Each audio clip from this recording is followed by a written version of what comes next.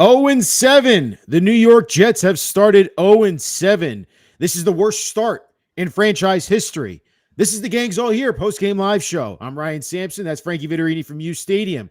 The Jets go down to the Carolina Panthers in 13-6 fashion in a lifeless, pathetic, disgusting, depressing, upsetting, just absolutely any bad adjective you can think of for this Jets football team.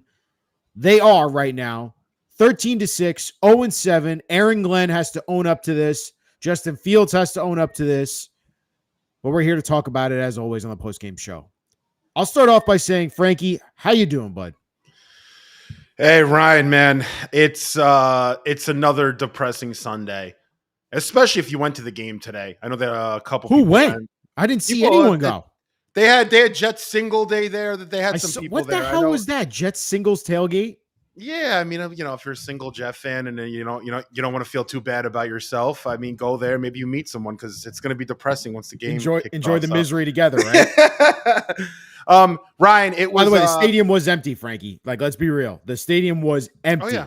So I hope Woody Johnson's paying attention. It's not even November 1st, not even Halloween, right? We're still 2 weeks away from Halloween, and your stadium is empty for a Week 7 matchup. On a beautiful Sunday afternoon, by the way, 70 degrees out. You can't ask for better weather than that come mid-October.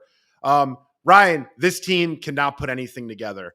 When you come into a football game, you have to put a defensive strategy together, which it seemed like they did, but you also have to put an offensive strategy together. You have to get your team to be able to score points, and this team cannot score anymore. Not that they could really score early on, but at least in the first couple of games, you looked at the offense and you said, oh, there's something here. We like something about what we're seeing. Now this looks worse than the Zach Wilson days. This team is just floating in crap right now. That's how I describe it. They're just floating in crap. They are not going to be able to really beat anybody. If they are going to win a few games this year, it's only going to be a few. Talking about 2-3 wins tops. Carolina did nothing special today. Right? Carolina, what did they really do today? They did nothing. Nothing. We've neutralized their running game for the most part. You have to give defense. You have to give credit to our defense, who only allowed 125 yards rushing on 36 carries. It's 3.5 yards a carry to a team that got their starting running back in and to a back in Rico, who was just on fire the last couple games. We neutralized them in the run game. The defense did really all that they could, but like always, whenever the defense has maybe their best performance of the year, we thought that was last week, that they had their best performance. No, their best performance was this week, but our offense had even a worse performance maybe than they did the week before, because this offense today was as bad as it can get. On top of not being able to move the ball, Ryan, they're turning the ball over, and Justin Fields is obviously not the guy. So I think that experiment we can put a bow on it. And we can put that to bed, throw right? it out the window. Yes, sir. Put it to bed. Justin Fields. And anybody out there who likes Justin Fields or thought he'd be the answer here, or be someone that you're going to look at in 2026 as being your starter, it's over. It's officially over. Maybe they'll start him next week. I doubt it. But even if they do, it's over. That kid does not deserve to be a starter. Tyrod Taylor's too old to be a starter. So that's it, man. Just a pathetic Sunday. They had 6 sacks, by the way, against us today. The Panthers. They only had 5 the entire season. So for the entire season. So that's New York Jets football right now, boys and gals. The Jets were able to get 12 total first downs today, 8 through the air, 3 in the ground. Overall, and again, if you want to talk about what's going on with this team, penalties wise, they had another 5 penalties today for 26 yards. 2 of them coming in the first half that were absolutely killers for you. One being the John Simpson personal foul, a drive after Justin Fields takes a late hit, where Armand Membu was a beast and defended his quarterback rightfully so, and went after the Panthers defender. Didn't get a penalty there, but then Simpson let it carry over into the following drive in the second quarter, and the Jets paid for it there. And then let's not forget, Frankie, they convert for first down, but they get an illegal shift. And the Jets team and this offense have had recurrences now of illegal shifts on this offense. It feels like every single week, when in actuality, you should probably have maybe 4 or 5, it feels like, in the most in the season. The Jets have somehow done this every single week, it feels Every like. week, man. So altogether, it's the offense, right? Like, so the defense had a nice game today, considering Bryce Young's really not that good of a quarterback. Went out with an ankle injury in the third quarter. Andy Dalton comes in. You let him convert a huge first down at the convert a huge third down at the end of the game if you actually thought you had a chance.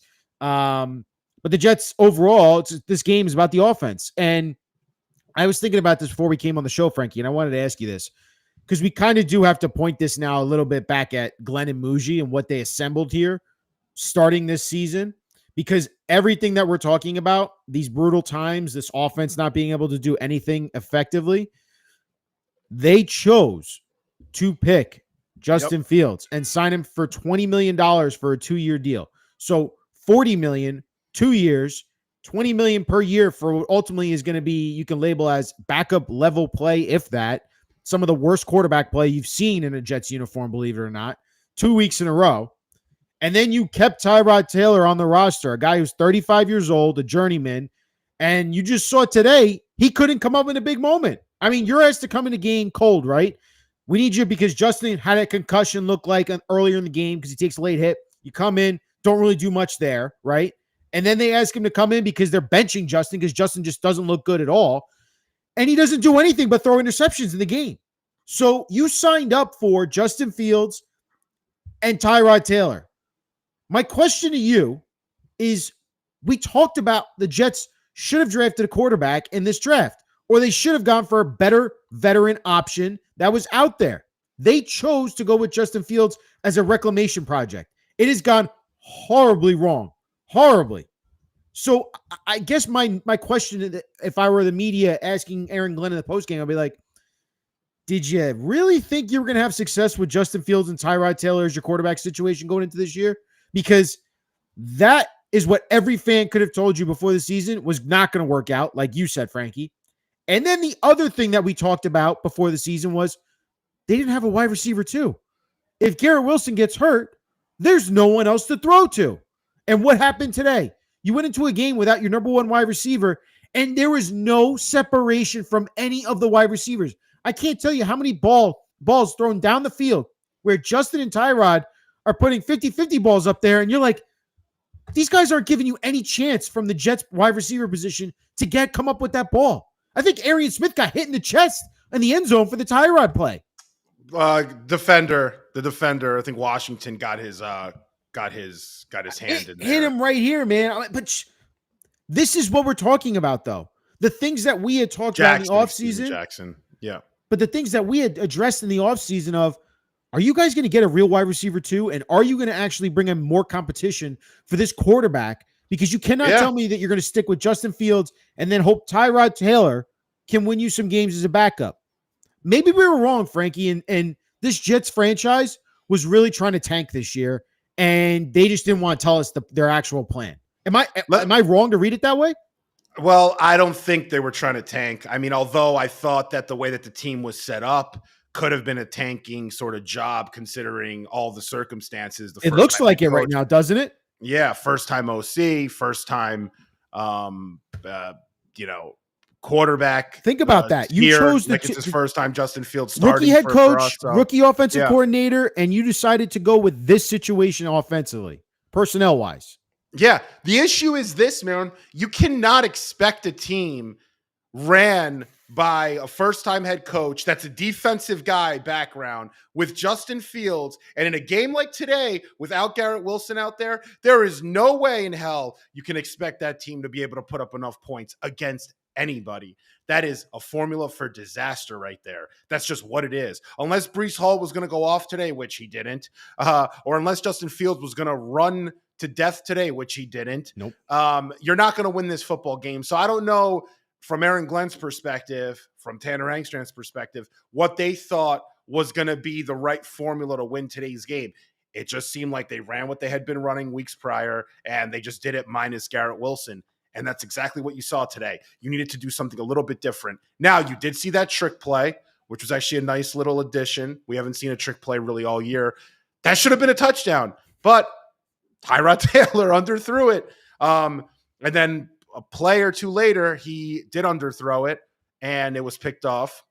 that one-handed pick. You had I think, what was it, Arian Smith there in the end zone, or Tyler Johnson When he was on the that second deep three? interception you're talking about? The first one. You had that That pick. first one was to, I believe it was to Tyler Johnson, but I could be wrong.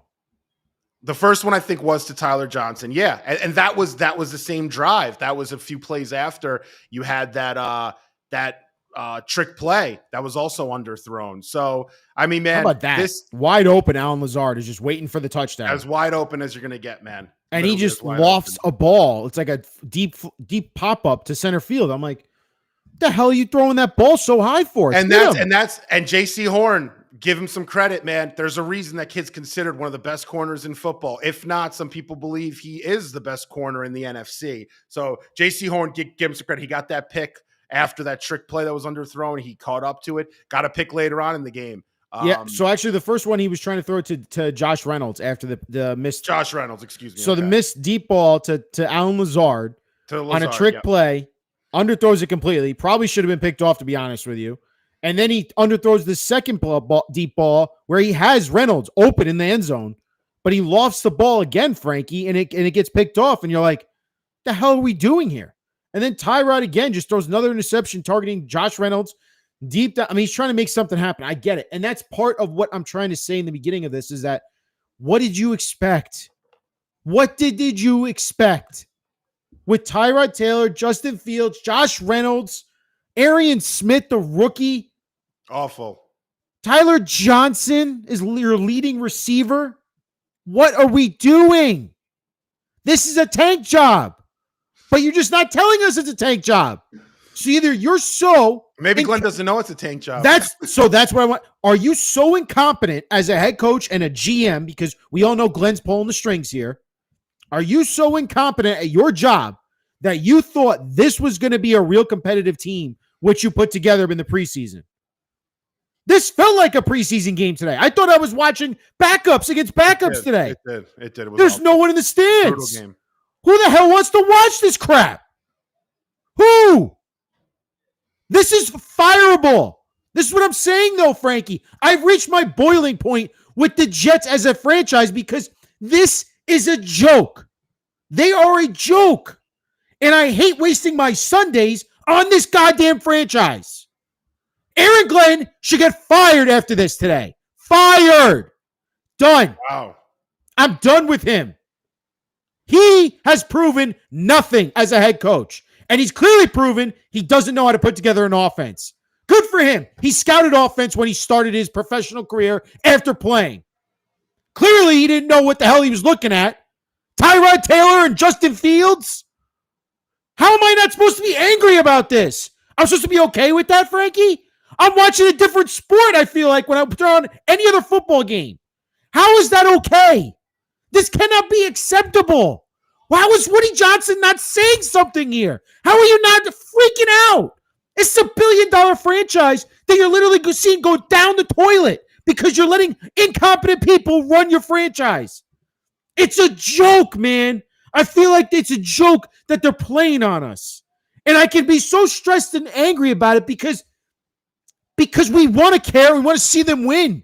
Is it really that hard? They make it seem like it's a different freaking sport. Yeah, and they do nothing. They do nothing talent-wise with that roster to help them at all. You're putting out there Tyrod Taylor, Justin Fields, Josh Reynolds, Tyler Johnson, Alan Lazard. Are you damn kidding me? Jeremy Rucker. Are you joking? That's like saying, "Oh, I want to go beat a D3 college basketball player. You know what? I'm gonna tie my arm behind my back. I'm gonna play with one arm. Also, I'm probably not gonna win. I could play a little ball, by the way. I could play a little ball. But I'm going to tie an arm behind my back. That's what the Jets do. They do no favors for themselves. There is nobody, Ryan, consulting the owner to make him understand, or that group to make them understand, the Johnson brothers or whoever you want, Jaime and all these people. They're not understanding that Justin Fields sucks. He's always sucked. He went 4-2 last year and they still got rid of him. Guy had 5 touchdowns, 1 interception because he's not throwing the ball anywhere down the field. They wanted to move on, and they did in season. Then this year they moved on. We thought, oh, we know so much Aaron Glenn knows so much. Tanner Engstrand knows so much. Darren Muji.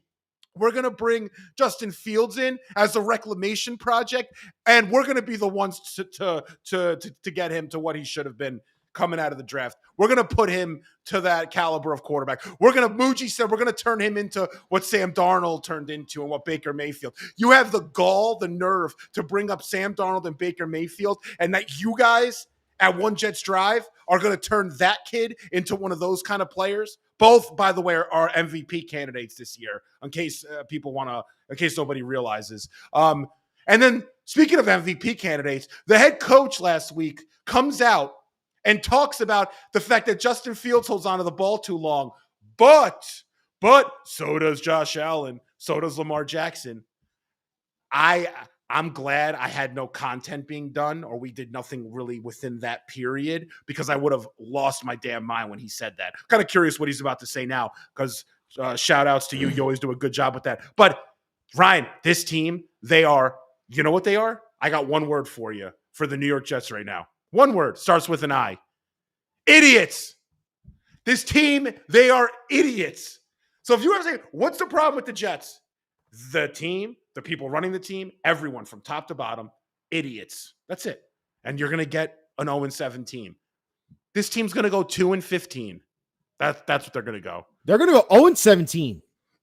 I mean, if you can't beat a team like Carolina, you can't beat the Carolina Panthers with their backup quarterback in for 2 quarters. You held them to 13 points. I was thinking 0-17. I just think the defense looked pretty good today. So and they looked good last week. By the way, we haven't scored a touchdown in 2 games. The hell am I watching? Feels like they haven't scored a touchdown. We didn't sack the quarterback till 3 minutes left in the third quarter. So even if you say the defense was looking good, we didn't sack him till the third quarter till 3 minutes left. They didn't create a turnover today, did they, Frankie? Did I miss a turnover the Jets created? No, I don't think they did.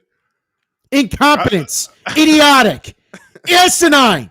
Any adjective you want to put to this Jets franchise, use them all. This is a joke. I'm sorry I'm laughing. I have a nervous laugh, so that's more like me just laughing out of... You want to hear what the asshole Aaron Glenn had to say after the game? Offensively, we have a lot of work to do. Yeah, no crap. That speaks for itself. We all know that. Oh, I'm glad you're acknowledging the obvious. Glenn's on his call to make a quarterback change today. Quote, we needed a spark at the time. I felt it was the right time to do it. Yeah, it wasn't a right. Why wasn't it a right time to do it before kickoff? You should have done it earlier in the week. It wouldn't have made a difference. It wouldn't have made it wouldn't have made a difference, but at least listen, Aaron Glenn's job, I'm going to say it quickly, his job is to win football games. That's his job. Because if he doesn't, and he does go 0-17, like some people think, like you just brought up, he'll be out of a job. He'll make a lot of money. Good for him. More money than he deserves, but he'll be out of a damn job. So I don't care what's the right thing to do for Justin's sake, who is getting $30 million guaranteed bucks, by the way. He'll be okay, Justin Fields. Your job this week was to figure out if Justin Fields, without Garrett Wilson, if he was mentally prepared and ready to throw for 150 yards. This guy, he threw how many yards? This guy's got 46 yards today. He threw for 45 the week before. 2 weeks before that, 3 weeks before that, 27 yards. This is an NFL quarterback on a game log, 27 yards, 45, 46. Are we joking? Is this real life? What is going on here? I see college quarterbacks better than this guy Fields. I watched Fernando Mendoza look like Justin Fields will never look in his life on his best day. He'll never look like Mendoza looked. He'll never look like Dante Moore looked. He'll never look like Mateer looked yesterday. He won't even look like the kid in Duke. Mensa, he doesn't even look that good. And this is the guy that you're telling us is going to change the culture here. I don't even think they think that. I think they thought he shouldn't be here. You know what it was? I think they thought it was arrogance. That's what I'm calling this, arrogance from the Jets. And it's arrogance from Aaron Glenn, who thought coming into this job, right, Frankie, is his first NFL head coaching job. He thought he can come in here take on all the stigmas, all the noise, all that comes with being the Jets head coach, and say, I'm good on Aaron Rodgers. I'm good on Devontae Adams, who caught 3 touchdown passes today, and Aaron Rodgers, who looked like a 25-year-old self in Thursday Night Football. I'm good on those guys. I know what I'm doing offensively. We're going to go get Justin Fields. Excuse me, what? Justin Fields? Is that the guy who looks like a bust out of Chicago and Pittsburgh was ready to get right out of the door? That guy? Yeah, we're going to go with Justin Fields. Okay, are you going to bring competition for Justin Fields? Because Tyrod Taylor, he can't stay healthy, and he hasn't really proved much lately as a backup. No, we're good with Tyrod Taylor. So we're going to go with Justin Fields and Tyrod Taylor. Thatcher playing at quarterback? Yes. Okay, what are you going to do at wide receiver? You got Garrett Wilson. You guys are going to need another wide receiver if you get rid of Devontae Adams, right? Yeah, I got the perfect 2 receivers to bring in. Oh, really? Who is that? Well, it's these guys called Josh Reynolds and let's not forget Tyler Johnson. Those 2 guys.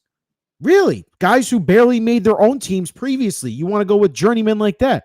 Don't you think you might want to draft a receiver high? Maybe, potentially. Mika Buka's out there. No. We're going to draft a tight end in the second round.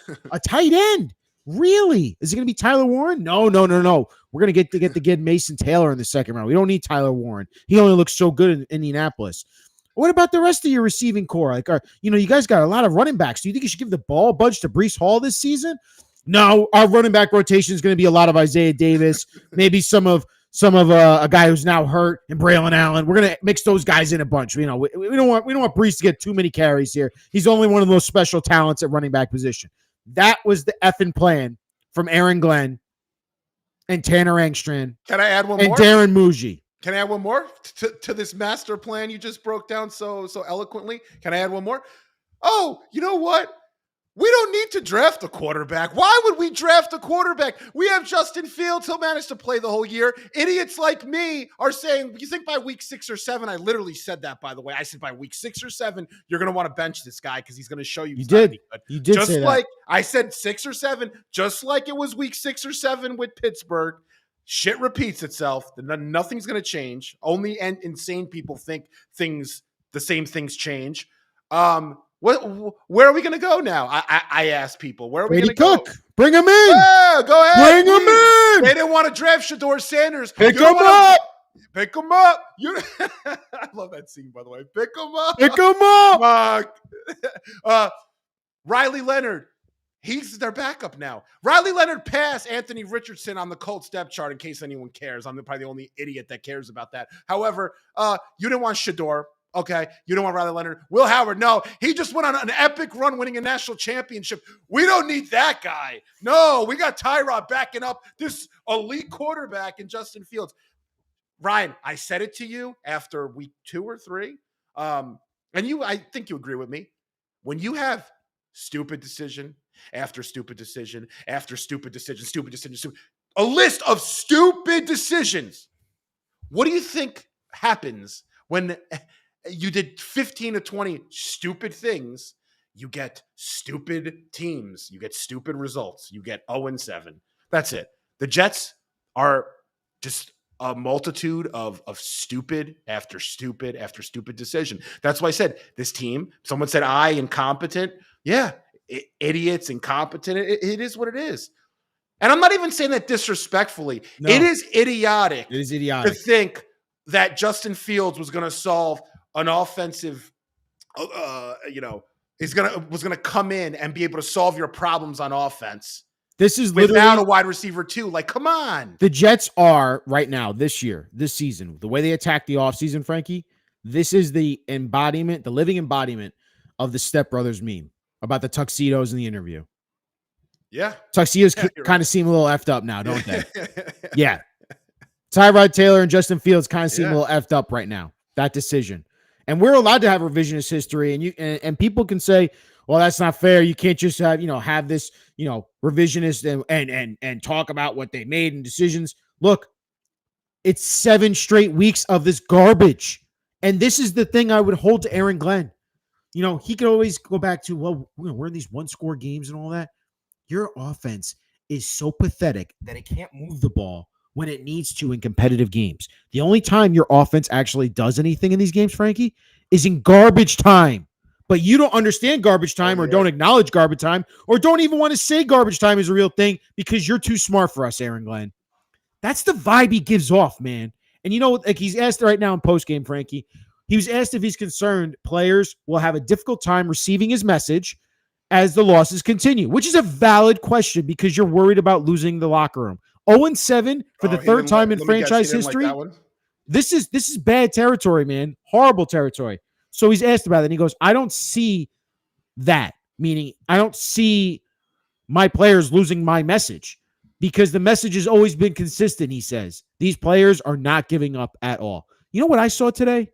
I saw Breece Hall. I saw Sauce Gardner, who's got concussion. I saw other players on this field today who look like they gave up.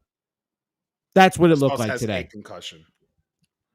Quote, concussion. And I don't like saying that because I don't like to speculate. I don't speculate. No, they officially. I got a few texts today. Glenn said he has concussion, but they look like they gave up today, man. And that's where I really start to wonder if you're the guy. And I don't think he's the guy. I think we're getting the answer about Aaron Glenn real quick here. Again, if you go 0-17 with this team, you deserve to get fired. And like I screamed earlier in this episode, in this post-game live show, I would fire Aaron Glenn. What he's doing right now is it's. You would fire him tomorrow? I would. I can't do this anymore, man. This I like the. This experiment is dying fast. It's dying fast, Frankie. Yeah. What hope do you have as a franchise to sell to your fan base? This is what we're going with again next year. This is what we're going with next year.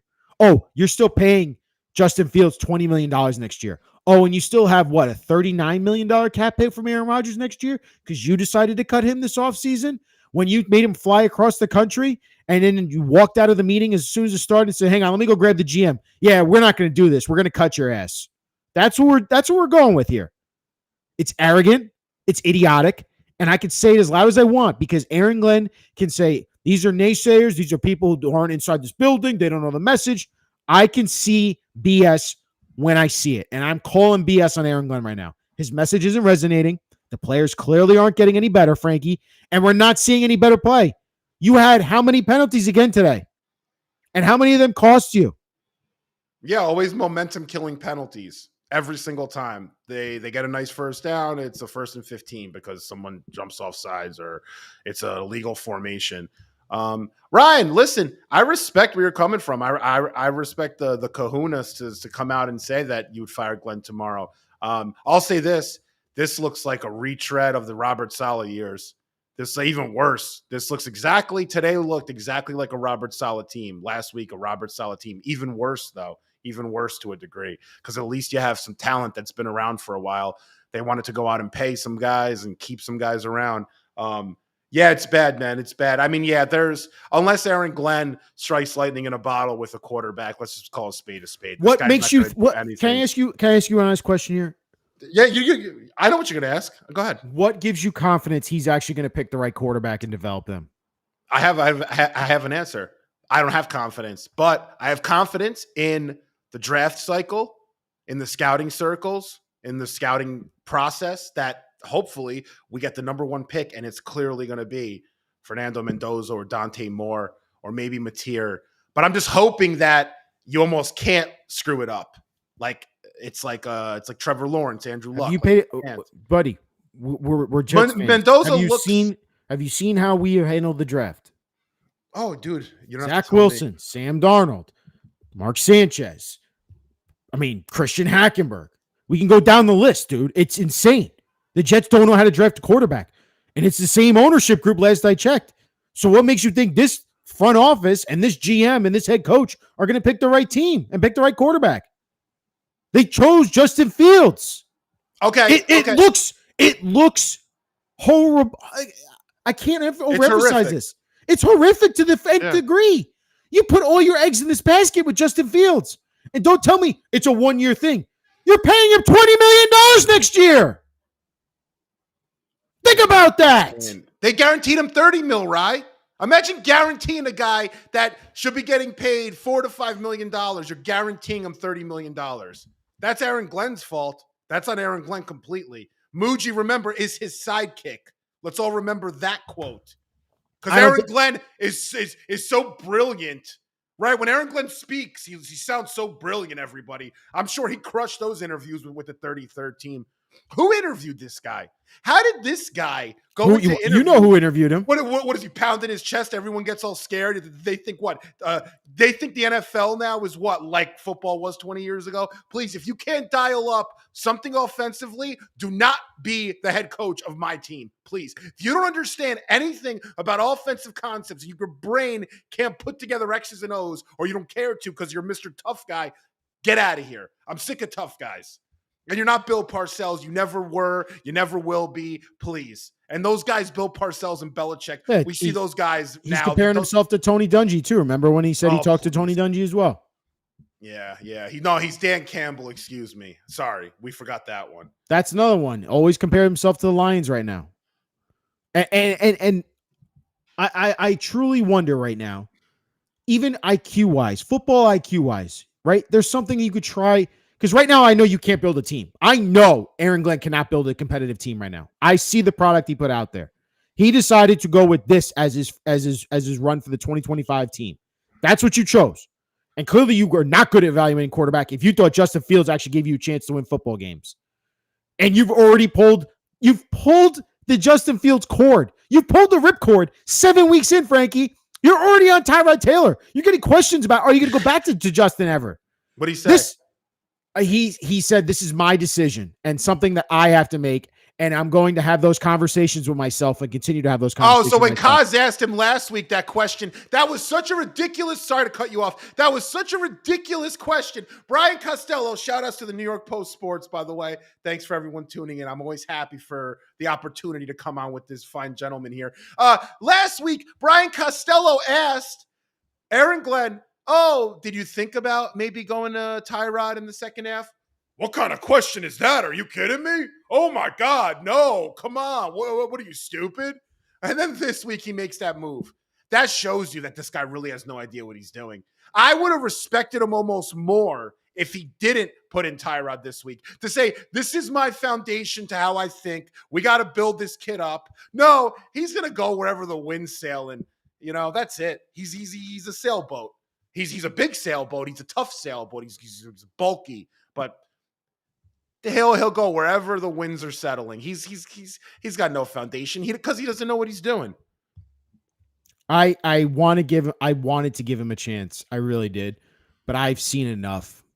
You didn't throw a Hail Mary at the end of the first half. You had a chance. You had the ball. What did he do, Frankie? What did they do? Didn't even throw a Hail Mary at the end of the first half.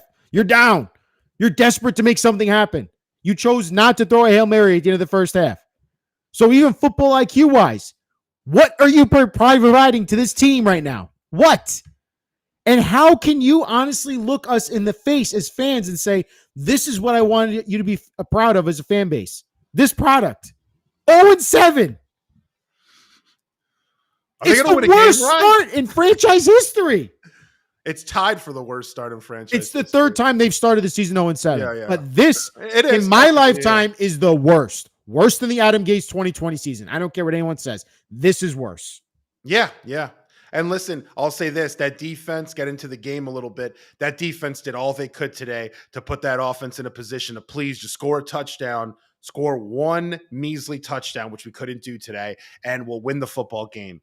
And they really couldn't. Again, we've seen this script before. Now it's like the Jets have progressed into the Robert Saleh days where the offense can't seem to do anything and the defense looks pretty good. Seems like that Wilkes message is maybe being a little received and changing a few things and running some man today effectively. I think that's a little bit of fool's gold, though. I'm going to be honest. I mean, it could be. Well, no, I'm saying, but the Panthers and the Broncos offenses have not been lighting the world on fire. I'll be honest with you guys. You're right. I agree with you there. Yep. But I will say this, though. They need right now, Darren Glenn needs to make sure that those defensive guys, because you see Quinnen Williams, you saw him today. He played his ass off a bit, and him talking to Brees on the sideline at a point. You got to get those those defensive players to want to buy into your message, because them playing as hard as they did today and you losing another game where you couldn't score a touchdown, that's a bad reflection of you. Those defensive guys don't care to wait. So it's almost better if the defense gets blown out. They could blame themselves, and then the offense will blame themselves, and everyone goes home, and everyone's wrong. That sometimes is the best way to do it. Everyone's wrong. No one's blaming anyone. How can I blame you when I sucked? How can you blame me when you sucked, etc.? No. The offense sucked again today. It's a repeat, and you'll see the defensive players are not going to like it. They're not. They're going to go in there and be like, this coach, this how can you? Your offense again. didn't do anything again. If you're a defense right now, Jamie Sherwood played really well again today. I thought Quinnen Williams had a couple nice plays, didn't sack the quarterback though. And they didn't get many pressures on the quarterback. And considering Bryce Young left the game in the third quarter, midway in the third quarter with an ankle injury, and you had Andy freaking Dalton, that's who you let beat you at the end of the game. Like that just. What else am I supposed to say about this team? And I hate the patience word. I'm impatient because I've seen enough of this. I saw 2020. I lived through it. I lived through these Jets being absolutely the worst franchise in NFL the last 15 years. I've seen it. But when is enough, Frankie?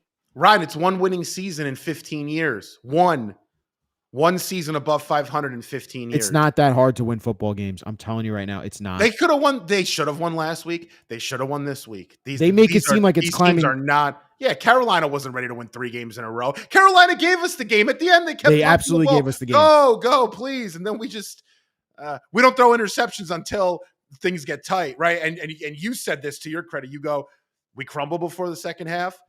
And then How about that? Crumble, How about that? Talk about that. Talk about that. What did Aaron Glenn say to us, media and fans, before the season? He said the sign of a very good or great head coach is how they operate within 4 minutes of both halves. So after the last 4 minutes of the first half, last 4 minutes of the game. That's the sign, the telltale signs of a good head coach. You've been awful in those moments. Awful. So by your own standard, by your own words, you're the worst head coach in football, which isn't even a stretch. I mean, I if you had to ask me right now, Frankie, or we ask you, Ryan, please go out there and give me a list of, if you had to start a team tomorrow, which head coaches would you want? Aaron Glenn is 32nd, and I'm not even thinking. I'll start from 32. I'll put him right there. That'll be my number 1 pick right off the bat. Aaron Glenn, 32. That's it. Yeah, but listen, if you feel as strongly as you do, shout outs to the chat gangs. Came in strong again. Thank you all for joining us in more misery. But Ryan, if you feel as strongly as you do that Aaron Glenn should be out, you want him out, make sure that Woody Johnson's ready to write that checkbook, man, because he's gonna have to pay a lot of money. Ain't my money for that. It ain't my money. It's his money, though. Okay. And you don't know how he wants to spend his money. And he spent a lot of money on that 33rd team. That 33rd team, they got a nice little check from Woody for all those interviews. And then did you see who got a job after interviewing for the Jets head coach from the 33rd team? Yeah. Who got a job with the Jets? Yeah, Spielman. I saw. Oh, okay.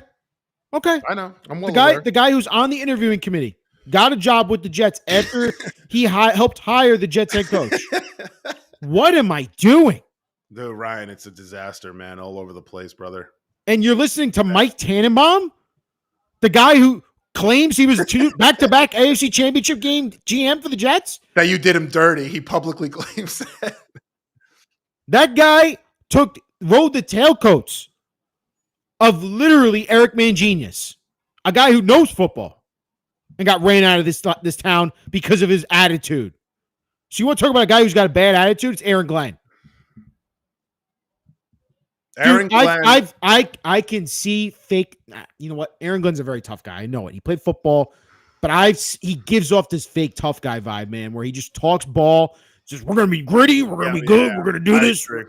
I'm heartbroken, man, over this team because I'm watching this coach fumble this team just like they fumbled the ball all the time on the field and throw bad interceptions and can't perform offensively. He fumbled this roster, man. We all know who has control of this roster. It's Aaron Glenn. Don't try to spin this any other way. Go ahead. Hands up. I want to do my weekly drive chart breakdown of the Jets offense. Can I go through the drive chart? Go ahead. Please, I've been looking forward to this. Okay, Jets drive chart today, everybody. Drive chart time. Yay! Start the game. Downs, punt, field goal, punt, end of half, punt, interception, field goal, interception, punt. That is your New York Jets offense today, everybody. Brought to you by Aaron Glenn and Darren Muji, because they just love them some Justin Fields, and they thought Tyrod Taylor would be the perfect backup. And they didn't want to draft a quarterback, right? How cool would it have been? How freaking awesome would it have been today if Riley Leonard came in the fourth? Stop with Riley Leonard. Shador Sanders was there, man, for freaking 4 rounds. Sorry, go to Shador Sanders. Whatever, dude. That's not a real quarterback, Riley Leonard. I will guarantee you Shador plays more starts in the NFL than Riley Leonard. We'll make that bet. We'll make that bet. I'll bet you a case of wine. How much you want to bet? A case of wine. Yeah. All right. What's the bet? Who's going to start in our lifetime? Who starts more games in their career? All right, a case of wine. Yeah. A Barolo, case of Barolo. I don't know how much this is going to cost me, but sure. We'll do Barbaresco. It's a little cheaper Barolo. It's not going to kill you. Okay. Handshake. All right. Done. Enough with the Riley Leonard talk. All right. No one's clamoring for Riley Leonard besides yourself. I'm Ryan. I'm just giving an example though. They chose not to draft a quarterback. It would have been nice in this game to see a young quarterback. Quinn Ewers went in today. Dylan Gabriel played today and won a football game. That's what I'm saying, man. That's exactly what I'm saying. Like it's arrogance to the highest degree from Aaron Glenn. Perfect arrogance, and then at the same time, it's incompetence on how they run the offense. Arrogance in what they thought they could put together the offense. Incompetence on how they actually put this offense together on execution wise. Justin Fields, you can't spell arrogance without Aaron. Yeah, that's for damn sure. I mean, look, dude. Justin Fields, 6 of 12, 46 passing yards, 3 sacks. Justin Fields was asked after the game if he can explain why the Jets are not scoring an offensive touchdown in the last 2 weeks. He says, how do I explain it? We didn't get in the end zone. There's a lot. I don't mean to be rude, but there's no explanation, to be honest with you. No, there's plenty of explanation, buddy. You just suck. That's the truth. That's the explanation. Tyrod says, overall, we're just not finishing well. Justin is asked if he felt the benching was warranted. He said, quote, it's not my decision. I'm here to be the best teammate I can be. I'm here to be the best person I can be. How are you not pissed off right now that you just got benched? If you truly think you're that good and you should be a starting quarterback. He knows he's not. Listen, you could just tell that kid's lost all faith in himself as a quarterback. It sucks to see. I got that feeling from him last year in Pittsburgh. He couldn't believe that he was benched for Russell Wilson. I mean, Mike Tomlin didn't even blink at that decision. Once Russell Wilson was cleared and he was healthy, he put Russell Wilson right in. Justin Fields' career is kind of going to end up with him being a backup somewhere. He's got injury problems too. He can't seem to stay healthy. He's had injury problems really his whole career for the most part. Nothing catastrophic, but he can't just consistently get out there every Sunday. You can't depend on him too. So, yeah, I mean, listen, he made his money though. We gave him $30 million guaranteed dollars. And I hate bringing that up, but I'm not going to feel bad for someone who I think really did get a bit overpaid as a quarterback. And people are asking me about like, oh, who could they have brought in last year as a free agent quarterback? You could have brought in a ton of guys that could have at least given you a little bit more flexibility in what you could do with Tanner Engstrand. You know, you could have even brought in Mac Jones was a good quarterback. You could have maybe brought in to run that offense. Jameis Winston.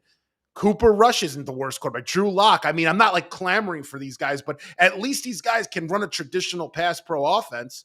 Didn't Daniel Jones, wasn't he a free agent when he signed? Yeah, I know he got traded and then he was signed in the free. You could sign him. Look what he's doing right now with the Colts. Daniel Jones is playing phenomenal ball, bro. You couldn't tell me Daniel Jones would have been a good fit for this offense? He signed a 1-year, $14 million deal with the Colts. I mean, that's basically on par with what Fields is making. He's making less than Fields. He's making less than Fields, but you're telling me Daniel Jones wasn't a good fit for this offense? He'd be a great fit for this offense. Yeah, I mean, you're going to be throwing no screen passes. You're not going to run the ball at all. Yeah, and basically, you're not going to use Breece Hall. You could be a perfect fit for this offense. You just got to throw a couple of interceptions and take a bunch of sacks.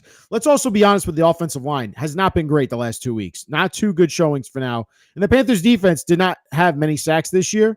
So again, if you want to talk about regression, this Jets offense took another step back in terms of the offensive line. They have looked very shaky here at the bookend sides in pass pro. And it's just they're letting pressure up the middle. They're letting pressure off the edge. They're struggling a bit. But I don't know if that's because the quarterbacks, though, are just quarterbacks like even helping. Tyrod holds onto the ball forever, too, man. He's got the same kind of issues that Fields has. Yeah, I mean, we'll get the average time to throw for Tyrod as well. If these quarterbacks are both in the high ends of holding the ball too long again. But again,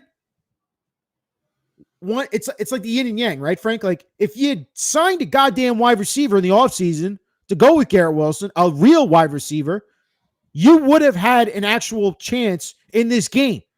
Someone who can actually separate from a defender. Not 3 wide receiver 3s in Reynolds, Lazard, and freaking Tyler Johnson, who's probably a wide receiver 4-5. Yeah. Everyone, like fans see this, right? Like the fans see the tape. We watch the All-22. We see when players can separate. You've assembled a roster that is so bad offensively that it makes me wonder, do you actually know what you're doing? And that's how we question you as a head coach and Italian evaluator. So that's why I'm calling for his job, because I've seen enough where if you think this was actually a good job in the offseason, then you really don't know what you're doing. I agree. And shout outs to this Garrett Clemens fellow in the chat. He's a Panthers fan. He goes, we played horrible today and still won. Our defense played good. Our offense did horribly. I'll say this, your defense played good to their credit to a degree, but our offense is that bad. So I'm just letting you know, like, don't take what your defense did today as like a blueprint to what you have to expect from them weekly, because we couldn't even run the ball today, which is another point I wanted to bring up. Breece Hall, 11 carries for 38 yards. That is not good enough. I know he got a little banged up before the half, so I get that kind of changed things a bit. But Justin Fields, only 22 yards rushing on the ground. We do our over-unders. He was at 40. Didn't even basically got half of that. Obviously was benched, so that affects that. But you got to get something going on the ground. And that's where this offensive line, Ryan, I think concerns me more. Concerns me a little bit more in how they run block than pass blocking. I think pass blocking, they're at the mercy of Justin Fields holding onto the ball back there and wanting to sit down for a cup of coffee. And Tyrod does the same kind of thing. Coming into the game, Carolina had 5 sacks on the year. They had more than that in one game today. They had 6. And that's not all on the Jets offensive line. This quarterback play is atrocious. And when you can't run the ball, that further worsens how bad that passing game looks, because there is no threat of the run. I mean, man, they don't even have to play 2 deep safeties against us. If you look around the NFL, defenses, when they're lining up against opposing teams, they're playing those 2 deep safeties. They're trying to cover those half of the fields deep. They don't need to do that against us. They can man up. You think these receivers, you think Arian Smith is being someone down the field? You think Alan Lazard is? And when they do, they got underthrown today twice. And correcting myself from earlier, Ryan, that trick play, that underthrown ball to Alan Lazard, that was on that trick play. The next play, not a play or two later, it was a next play. He underthrew for that interception to J.C. Horn to Josh Reynolds in that deep middle part of the field. At this point, the New York Jets are the worst team in football. And I don't even think it's close, because if you want to point to Miami, who got their doors blown off today, Miami outclassed us 3 weeks ago. So, I mean, I don't know what this team needs to do. I don't know if they should fire the coach tomorrow. And if they did, I wouldn't care. They're not firing him tomorrow. I'm just saying. Being ridiculous. No, I know you're saying that, but I'm just saying. They're not stop. But they're not firing him tomorrow. They're gonna think about firing him in the offseason if he does go 0-17. Yeah. He's got 8 more games of this crap. And that's the hard part about this, is that 9 more games. We have 9 games of this shit that we got to watch. Like, I'm not being 10 games. We're 0-7. I know you don't want to watch this. I don't want to watch this anymore. Who wants to watch this? It's empty stadium. It's an empty stadium. And that's where I think this might push Woody Johnson to the brink again, because it's getting so bad that the fans. First off, I know I've seen it on social media. There are droves and droves of season ticket holders who are canceling their 2026 renewal, and that is going to hurt one thing: Woody Johnson's pocket, and that is how you truly make a change here. You hurt his pocket. If you hurt his pocket, he will make a change. So Woody Johnson will know if he has the worst season ticket renewal in his history of his franchise, which he might get next year, and he has the worst amount of, hype going into next year because Aaron Glenn is still here, he will be forced to make a change. I'm just telling you right now. it also doesn't help, or it helps us fans potentially for a change, but it doesn't help that the Giants have seen look to be kind of changing that culture a little bit. I mean, you bring in 2 rookies, guys with good energy, kind of change the vibe a little bit. I mean, they're beating Denver right now pretty handily. It's early in that game, but you got to change the culture, I think, sometimes not only with coaches, but also with players. But your coaches have to identify the players, especially someone with Aaron Glenn, who is the guy, the CEO with all the keys. That's the biggest mistake in all this, I think. Aaron Glenn has to realize, or the Jets have to realize, that not only is this guy not suitable to be a head coach in the NFL, because situationally, before the half, before the game ends, another decision today, by the way, that was questionable. We spoke about this. I don't want to harp on it too much, but on that first drive, the Jets are on Carolina's 33 on 4th and 5. You could have taken a 50-yard field goal. Again, the math for everybody, because I don't know if Aaron Glenn knows the math, it's plus 17.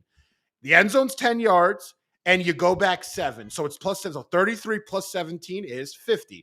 They didn't choose to kick a 50-yarder, which a lot of fans say they should have. Listen, even if they did, would that have made a difference? I don't know. I mean, the game was kind of teetering a bit at the end. It seemed like if we were going to make a play and we did, maybe we could have, squeaked this one out. But that was a decision that Aaron Glenn could have made that I maybe thinking back on it, I didn't even realize that at the time could have been the right decision. But with that being said, not only is this guy not fit to be a head coach, situationally speaking, he's not fit to make football decisions. All the football decisions that he talked to us about in the offseason, Justin Fields, he wanted to keep Lazard around. He didn't want to move on from Xavier Gibson. I mean, we could go back and go through the list here, guys and gals, but yeah. It's low, man. It's not low. even, it's dark. This is rock bottom, brother. This is dark. I've never seen it this dark as a Jets fan. I haven't. Same. I agree. I'm a little older than you.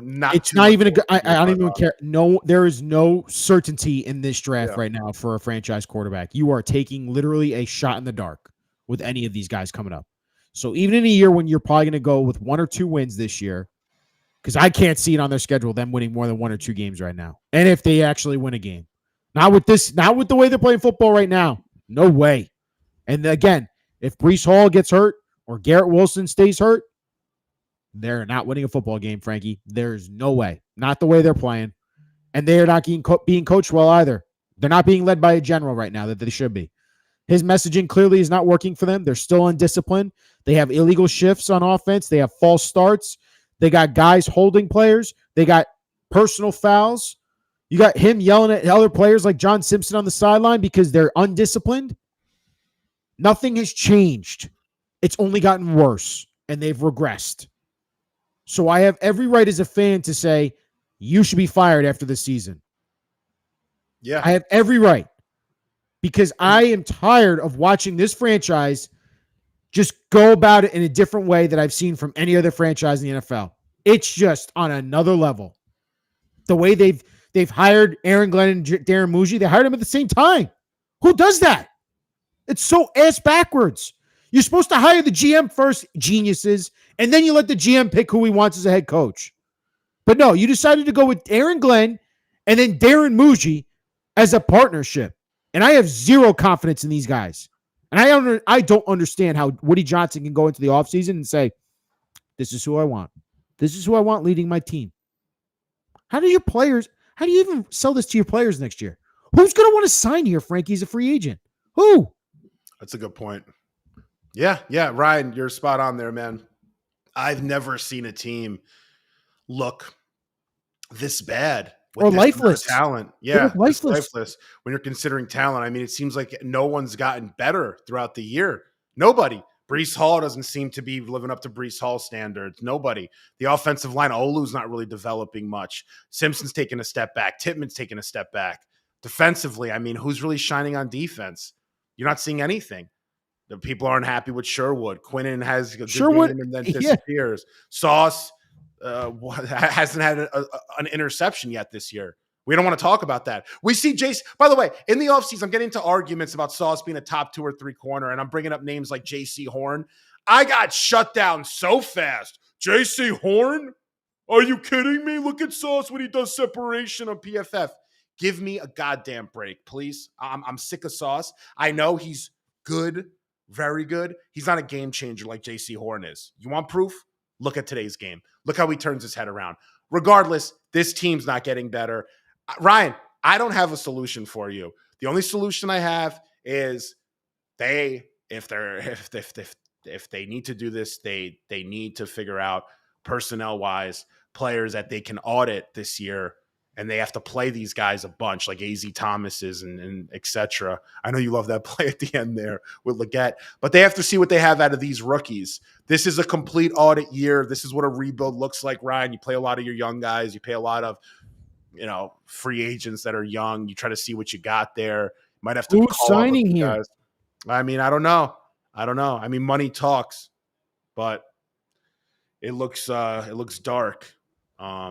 And then, our schedule, it looks easier to a degree, but it's not that easy. You're going to play Cincinnati. We saw what Joe Cool did on Thursday night. Joe Flacco, who fans wanted to keep around here, but that's another. Flacco and Rodgers look perfectly fine and different. And mind you, two horrible situations in terms of what the quarterback position's been lately in the Pittsburgh and in Cincinnati. And Cincinnati, you could argue, has been one of the most dysfunctional franchises in how they handle the quarterback because they haven't helped Joe Burrow at all on the offensive line. But both of those guys were here. And guess what? Both of them lit it up on the scoreboard. Both of them look like they could play well in an offense. Instead, I got to watch Justin Fields could barely throw over 50 freaking yards. Take 3 sacks. This offense is a joke. I've seen better play from goddamn ACC offenses.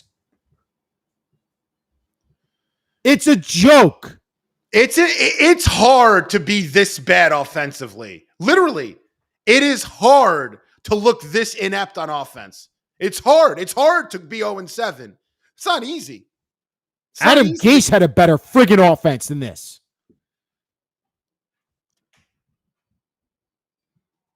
Yeah. You know what, people, people are going to make fun of us on this stream and be like, "You guys are overreacting. You guys are so ridiculous. They're not going to fire Glenn." What am I supposed to be talking about then? You tell me. What on this football team am I supposed to be happy about? I'm tired, Frankie. Football shouldn't be this hard. I don't have anything else to say. I'm not giving flowers out. 0-7 does not deserve any flowers segment. I'm sorry. That's the truth of the matter. If you want to give them out, go for it. Can I give flowers out, please? I want to give flowers out to somebody. All right. I'm going to give flowers out to one person who actually played pretty well today on offense, believe it or not. Who do you think I'm going to pick? There was one player today who had some nice plays today, a couple nice plays. My man, Tyler Johnson, TJ, baby, number 16, rocking that Tyler Lockett number. I love me some 16. Love that number. Tyler Johnson was targeted 3 times, and like a good receiver, he caught all 3 of his balls for 60 yards. Had some nice plays.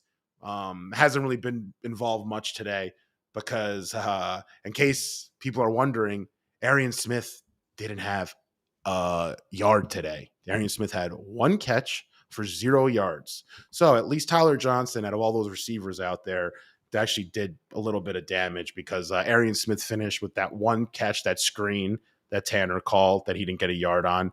Mason Taylor at 31 yards, under. Josh Reynolds, 29 yards, another under. Isaiah Davis, 22 yards out of the backfield. We don't use them enough, but this offense stinks, so shitty offenses can never use players like that. But Tyler Johnson gets my flowers because the passing game today was almost as bad as it was the week before. And he got 60 yards. Who would have saw that?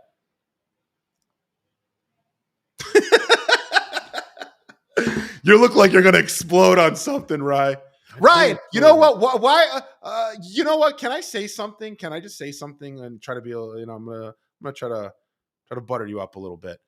Listen, you're right about a lot of things, right? You've been right. You're right about Rodgers at times. You're right about how the beginning of the season would start, etc. You were right about a lot of things. Sometimes though, when when I was saying before the year how bad this could look and that it's a rebuild, sometimes I know that you agreed with me. Like, if you agree with me on most of the points, don't disagree necessarily on the general point, because we don't want to go there. Like, this was expected to a degree. Was it supposed to be this bad? No, but this guy's got his work cut out for him. If Aaron Glenn thinks that this is going to get easier or you're going to get some wins just because, no. You got to put that work in. He's got his work cut out for him. Whether you want to see it or whether I want to see it, it's irrelevant. The rest of the year, they're going to need results. And I don't believe for 1 second that if this keeps looking this way, losing to teams like Carolina with their backup quarterback in, we're just giving you the game. Denver last week gave you the game. Tampa, all you needed is one stop and you had a win.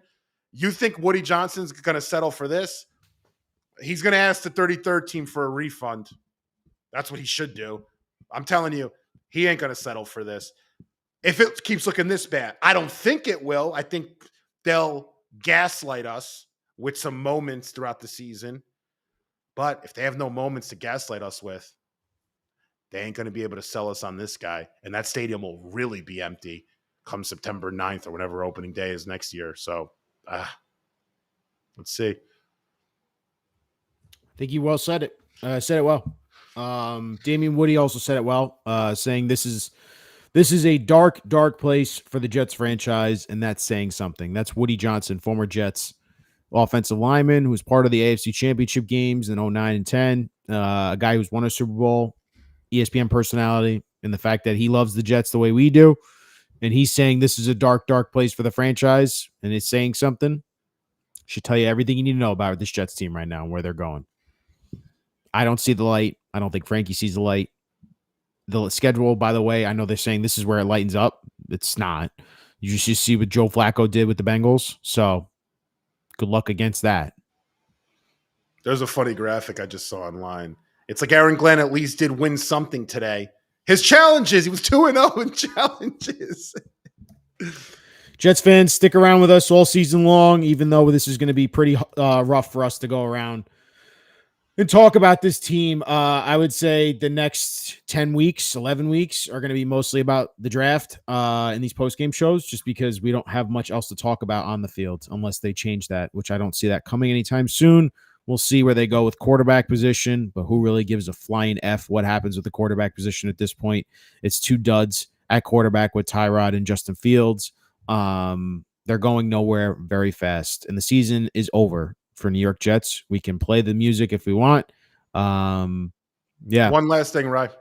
Jermaine Johnson just tweeted. So like I was discussing earlier in the post game, these defensive players are going to start getting frustrated because they feel like the offense is letting them down, which ultimately falls on the head coach at the end of the day. We saw it with the Saleh years, etc. You see it all the time. Jermaine Johnson tweeted, laying it all out there, man. ... Something got to give. Yeah, I mean, that's how the defense is going to feel. You can't have those guys playing like that, constantly going back onto the field, and you can't put together an offense that can score a touchdown. They cannot score a touchdown. Defense is going to start giving up on the head coach in that sense. But I think we've all sort of gave up on the season at this point. So it is what it is. Yeah, I just wonder how many guys they're going to end up trading before the deadline. I think they're going to look at a few options, man. Jermaine's been rumored. He's on his 5th year. We're getting a little under $15 million. Breece Hall, obviously, has been speculated. Jermaine's on his 4th year. He's got his 5th year option next year. Yeah, he's got a 5th year option next year. Yeah, making around 50. He should get a very good return. I wouldn't trade him, but who the hell cares at this point? Like, the Jets are not going anywhere. So still a little more time. It's November 4th, Tuesday, November 4th. A little more time. It's 2 weeks away, bud. Yeah, I'm just saying. A lot of people think it's like it's looming. It's. I mean, a little more time. You got another game. Would you be shocked if they make a trade this week? No, I wouldn't. Yeah, that's what I'm saying. Like, this is the time to move. Like, you gotta get. They gotta get picks. But I'm saying though, like you got this week, next week, and then the Tuesday. Yeah, it's coming, but it's not like it's not on Tuesday or the next Tuesday. It's 3 weeks from Tuesday, so 4 p.m. I wouldn't be surprised, but I also don't expect them to make a trade this week. I think it's going to be the following week. So I think that Halloween week before the Halloween game, Halloween's on Friday, by the way, the 31st. I think that week you'll see a trade. You'll see somebody. But also, like, what we have to understand about this trade deadline is we don't know what other teams are looking for. I mean, Breece Hall, for example, if a team like Washington wants Breece there, are they willing to part with a 4th rounder, a 5th rounder? Because then they have to end up paying him also the extension that he's looking for the most part. They don't have to, but they might just keep him on a loaner, half year. But we'll talk more about that as it gets closer.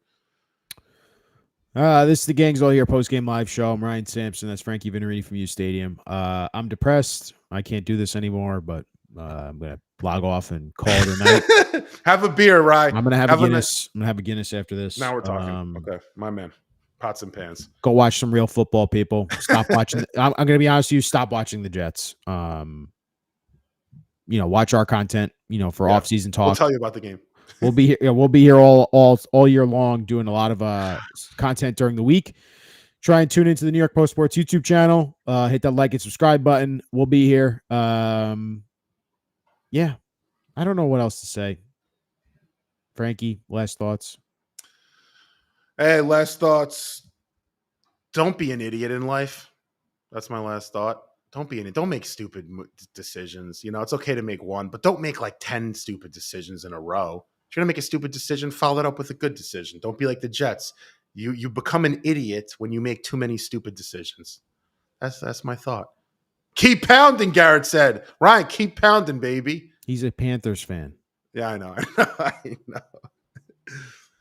He goes, cheers, guys. Hang in there, Raphael. Shout outs to the gang, by the way, the chats. I see Bigsby. We had a bunch of people coming in. Mr. Lee, Sneaker Kid, Pro. Shout outs to you guys. David Holloway is always in here. Shout outs.